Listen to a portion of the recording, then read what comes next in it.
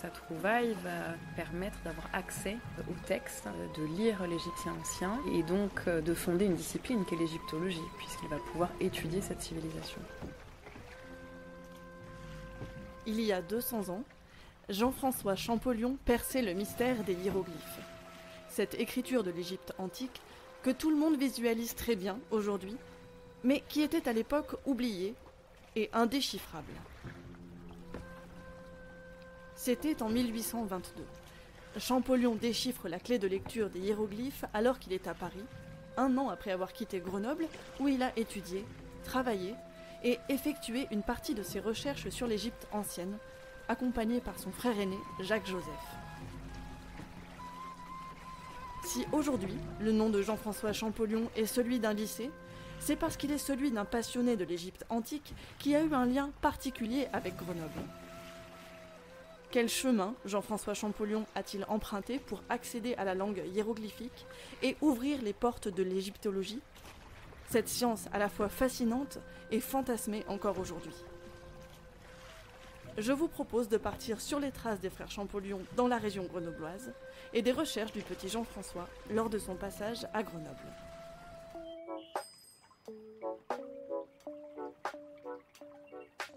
Il y a vraiment eu les JO à Grenoble ?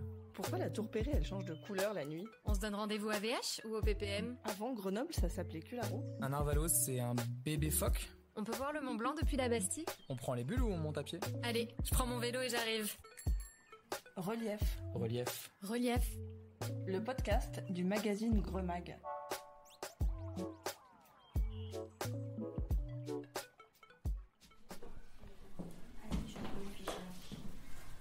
Bien aimé, un nom oriental, à son nom Jean-François.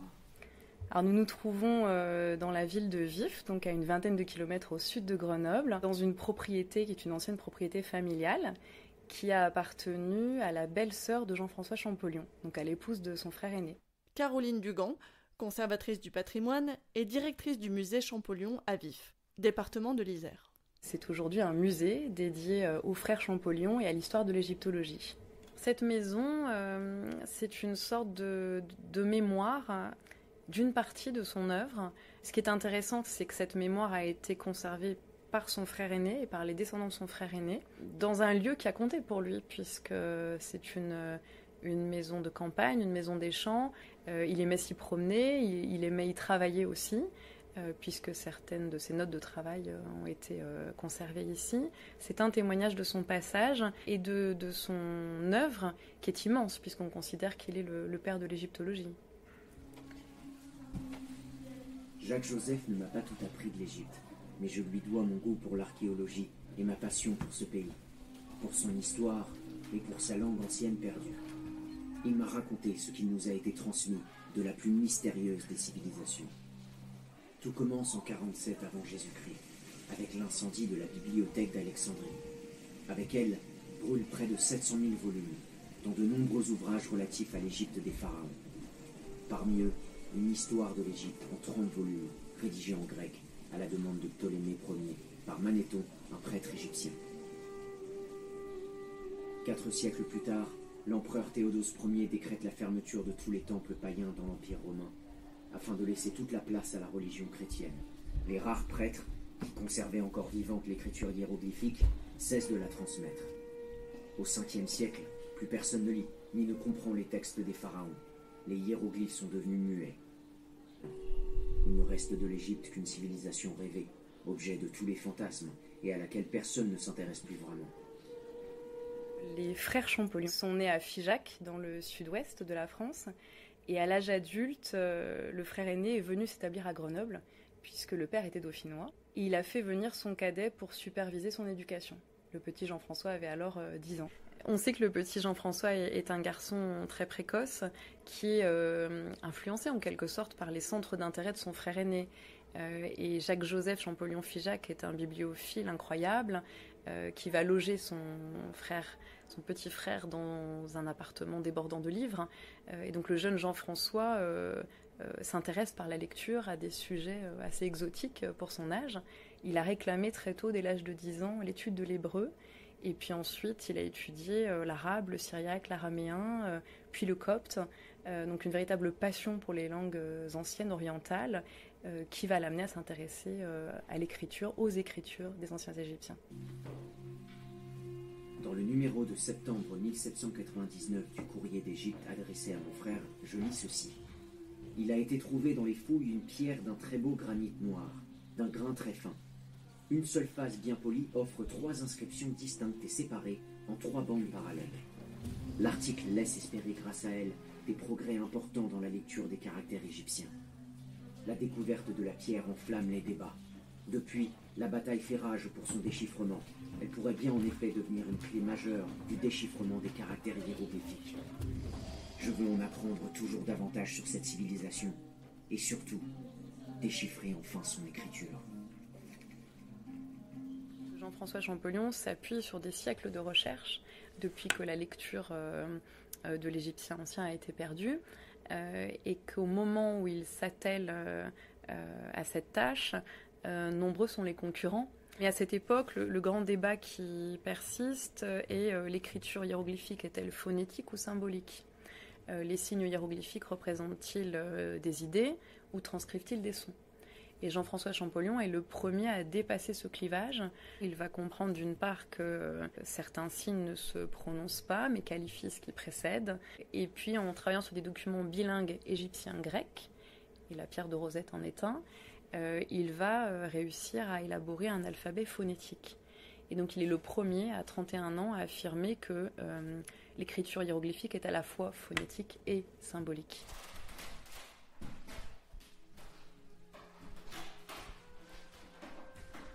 Alors dans cette pièce, qui est une ancienne chambre de la maison, on évoque le travail de Jean-François Champollion autour du déchiffrement à travers des objets qui lui ont appartenu et qui ont été conservés dans cette maison. Donc il y a ici par exemple un ancrage de la pierre de Rosette. On sait que Jean-François Champollion n'a pas travaillé directement sur la pierre de Rosette qui était déjà conservée au British Museum, mais sur des relevés, des ancrages, des estampages qu'il se faisait envoyer. Il y a aussi des moulages en plâtre de scarabées avec des inscriptions hiéroglyphiques. Il y a des fragments de papyrus, des gravures, des relevés, manuscrits, des notes de travail. Et c'est à partir de ces éléments-là que Jean-François Champollion a progressé pas à pas pendant 15 années de recherche jusqu'au déchiffrement des hiéroglyphes. Une partie de sa carrière, bien entendu, a été menée depuis Paris et depuis d'autres lieux, mais c'est ici qu'ont été conservés certains témoignages de ce travail. Et cette maison rappelle l'attachement au Dauphiné, et c'est en tout cas le lieu où Jean-François Champollion a fait évoluer cette passion pour l'Égypte.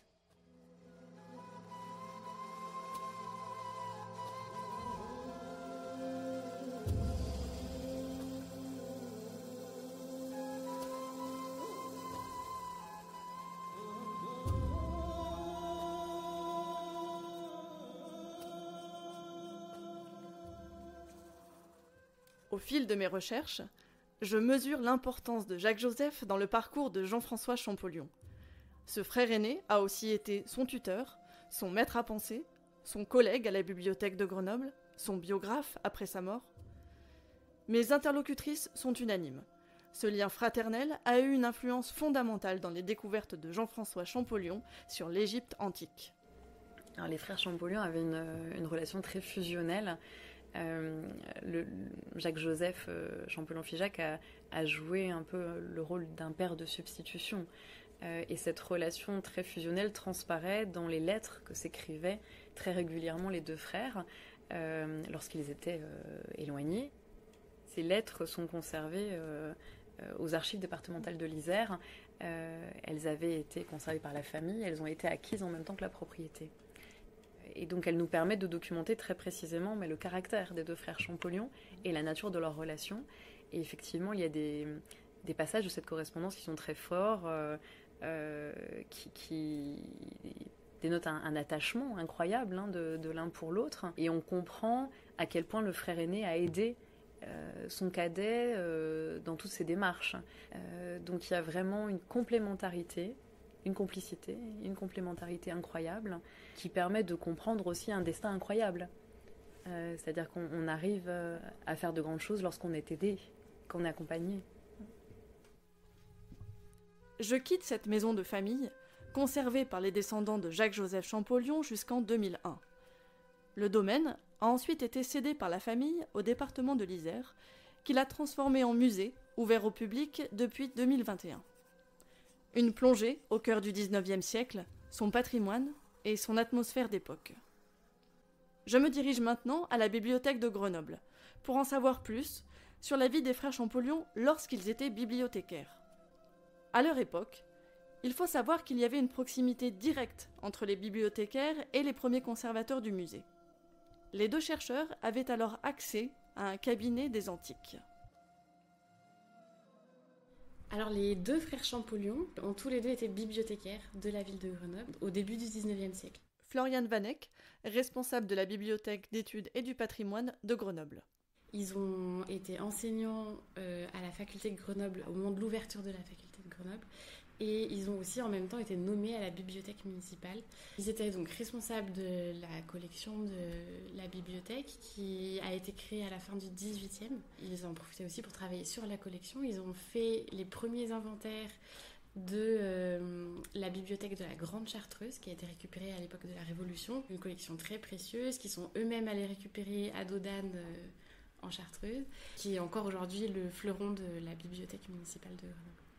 Ce que nous, on perçoit de la personnalité de Champollion dans les lettres qui sont conservées ici, c'est qu'au-delà du grand savant, grand intellectuel, on a aussi quelqu'un qui est très volontiers chaleureux, très affectueux avec ses amis, avec son frère. Il n'hésite pas à solliciter son grand frère pour réclamer des ouvrages très savants, alors même qu'il a à peine 15 ans et qu'il est élève au lycée de Grenoble. Il faut savoir qu'il est interne et qu'il souffre un petit peu de ne plus avoir accès à toute la bibliothèque de son frère aîné. Donc on conserve ici quelques petits billets qu'il envoyait à son frère pour lui demander des choses particulièrement savantes, tout en notant à côté, on voit ici sur ce billet, « Je n'ai plus de boutons pour mes culottes ». C'est assez amusant. Puis on a aussi des lettres plus tardives, par exemple cette lettre qui a été écrite pendant son voyage en Égypte, adressée à un de ses amis qui s'appelle Auguste Thévenet, qui est grenoblois. « Je t'écris ces 3 lignes, mon cher petit, pour te souhaiter la bonne année. Je tenais à te prouver, ainsi qu'à eux tous, que malgré les distances, je n'oublie pas ce que j'aime, que j'ai beau être au fond de la Nubie, avoir une barbe de capucin, être habillé comme un arabe du désert, ne savoir plus ce que c'est qu'un chapeau ni une culotte, voir l'eau du Nil à discrétion, tout cela ne m'est allé qu'à la peau et je suis toujours au fond, dauphinois endiablé. » Par ailleurs, étant eux-mêmes engagés dans des recherches autour de l'Égypte, ils ont profité de l'accès à une collection déjà importante pour travailler aussi sur les livres de la bibliothèque. Des annotations de Champollion sont visibles sur certains ouvrages conservés à la bibliothèque de Grenoble. Des sources importantes concernant l'Égypte ancienne, mais aussi un témoignage précieux de sa méthode de travail. Alors que j'étudie les langues orientales à Paris, mon frère est devenu bibliothécaire à la bibliothèque de Grenoble, où il entame l'étude de la collection égyptienne. Je le rejoins et nous travaillons ensemble sur cette collection. Passons au crible tous les objets. Un jour, pendant qu'il procède au démantelettage d'une momie, je fais bouillir le contenu d'un vase canope à tête de chacal. C'est juste une intuition, un pressentiment. Je fais alors ma toute première découverte. La fonction de ces vases se révèle à moi. Ils servent à la conservation des organes des défunts. Actuellement, on se trouve dans une salle du musée qui s'appelle l'espace Andry Farcy, où se sont placés 2 vases canopes. Joëlle Vessière, conservatrice du patrimoine, est responsable de l'art ancien au musée de Grenoble. Ils sont en albâtre, ils font environ 30 cm de haut. Celui de gauche a un couvercle qui est en fait une tête de singe, et celui de droite a un couvercle qui est une tête de chacal. Et on voit que sur le devant des 2 panses, on a des inscriptions hiéroglyphiques. Donc, ce qui va nous intéresser sur le vase de droite, c'est que autour de l'ouverture, tout autour, on a une étrange trace noire et sur le bas, une étrange trace blanche. Et ce sont littéralement les traces du passage de Champollion au musée de Grenoble. Alors, il a fait des choses, de mon point de vue conservatrice, pas très catholiques. C'est-à-dire qu'il a fait des expériences. Champollion, quand il arrive, il étudie les collections de la bibliothèque de Grenoble, qui sont une dizaine d'objets égyptologiques, c'est en 1809-1810. À ce moment-là, la plupart des spécialistes pensent que les vases canopes sont des objets de culte. En fait, ils sont des statues de culte pour un dieu en forme de vase. Tout est possible, c'est l'Égypte, c'est un dieu en forme de vase, mais lui, Jean-François Champollion, n'est pas convaincu par cette idée. Et notamment, ce qu'il a en tête, c'est que dans d'autres représentations en lien avec les rites de momification, il a vu des génies à tête de babouin, à tête de chacal, et donc il a une petite intuition, c'est que les vases canopes sont en lien avec les rites funéraires. Et donc, il emploie donc les grands moyens. Donc, ce qu'il dit, c'est que le vase canope de la bibliothèque peut lui permettre d'être la clé pour prouver sa théorie, parce qu'il s'est rendu compte que dans ce vase, il y avait encore du contenu. En fait, il y avait encore quelque chose à l'intérieur, mais quelque chose de trop séché pour qu'il puisse le sortir. Et donc, il va décider de chauffer le vase au bain-marie pendant plusieurs heures. Et donc, ça va bouillir et commencer à sortir, d'où les traces noires, qui sont en fait le bitume qui était dans le vase, qui ont commencé à couler sur le vase, et la trace blanche, c'est la trace de l'eau, en fait, du bain-marie. Et il va réussir à sortir donc du vase un organe humain qu'il n'arrive pas trop à identifier. Il ne faut pas penser à ça au moment du repas. Donc, il sort cet organe humain qu'il n'arrive pas du tout à identifier. Il travaille avec un scientifique du Muséum de Paris pour essayer de l'identifier, mais sans savoir l'identifier, il a au moins la preuve que les vases canopes étaient utilisés par les Égyptiens pour conserver des organes au moment de la momification. Il fait cette découverte alors qu'il a encore que 22 ans et qu'il n'a pas, aussi important, déchiffré encore les hiéroglyphes. Parce qu'il vient à Grenoble avant d'avoir déchiffré les hiéroglyphes. Et là où on a la preuve, en fait, où on voit qu'il ne déchiffre pas encore les hiéroglyphes, c'est que quand il fait son expérience, il ne se rend pas compte que les deux vases canopes ont en fait les couvercles inversés. C'est que normalement, si on voulait être faire comme on faisait en Égypte, le petit chacal, il devrait être sur le vase de gauche, qui accueillait l'estomac, et le petit singe sur le vase de droite, qui accueillait les poumons. Au fil du temps, ils ont été inversés, et ne sachant pas lire les inscriptions qui les ont identifiées, Champollion ne s'est pas rendu compte qu'en fait, il y avait une inversion. Donc, mettre des objets au bain-marie, c'est une hérésie en 2023. Ce qui est intéressant quand on commence à étudier les objets de la collection, et notamment à lire le catalogue qu'il fait de ces objets, c'est que Champollion fait feu de tout bois, en fait. L'égyptologie, à l'époque, c'est encore une science toute jeune, toute naissante, qui essaye de se former. Et donc, à la fois, il peut faire appel à un chercheur, un biologiste du muséum pour étudier les vases canopes. À la fois, il fait de la philologie pour essayer de comprendre les hiéroglyphes. Et puis, il commence l'histoire de l'art, enfin, en tout cas, l'histoire des styles. Il regarde vraiment les objets et commence à les dater par les styles, ce qui sera par la suite, lorsqu'il sera au musée du Louvre, l'un de ses grands apports à l'égyptologie aussi et à la présentation de ces objets, c'est aussi de les montrer en tant qu'œuvre d'art et de commencer une histoire de l'art et des styles de l'Égypte. Champollion fait la liste des objets qui sont présents dans la collection de la bibliothèque. Et ce qui est aussi intéressant pour le cheminement de pensée de Champollion, c'est qu'en fait, il reprend son catalogue. En fait, il fait une première mouture autour des années 1810 et un an ou un an et demi après, il reprend son catalogue et il réécrit. Et c'est là qu'on voit aussi ce qu'il a appris entre-temps, ce qu'il a vu sur la pierre de Rosette, là où il revient en arrière sur certains objets. C'est aussi dans cet intervalle de temps qu'il fait son expérience. Donc voilà, on voit en fait vraiment l'égyptologie en train de se faire.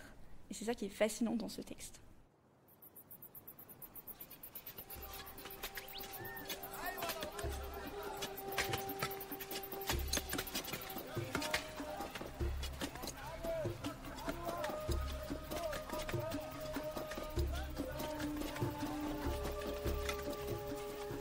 C'est après avoir déchiffré les hiéroglyphes et après avoir étudié la civilisation égyptienne que Jean-François Champollion se rend pour la première fois en Égypte, ce qui est tout à fait incroyable.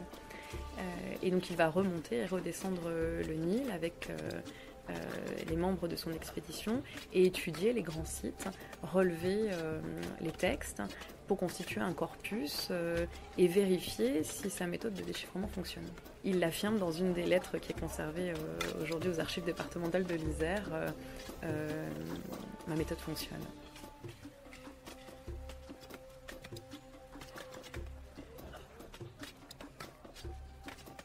Et donc c'est un voyage harassant pour lui, mais qui lui permet d'affirmer qu'il a du travail pour une vie entière. Malheureusement, il va mourir très précocement, le 4 mars 1832. Un aspect de la carrière de Jean-François Champollion, qui est souvent peu connu des visiteurs, c'est la création du musée Charles X, c'est-à-dire le premier noyau du département des antiquités égyptiennes du musée du Louvre. C'est vraiment l'Égypte qui rentre au musée et qui devient l'une des grandes civilisations de référence, dépassant même l'antiquité grecque et romaine, ce qui était le cas jusqu'alors.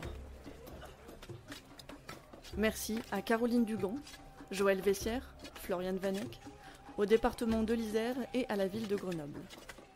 Bande son et extrait sonore, Anima Viva Productions, Musée Champollion. Interview et réalisation, Julie Fontana.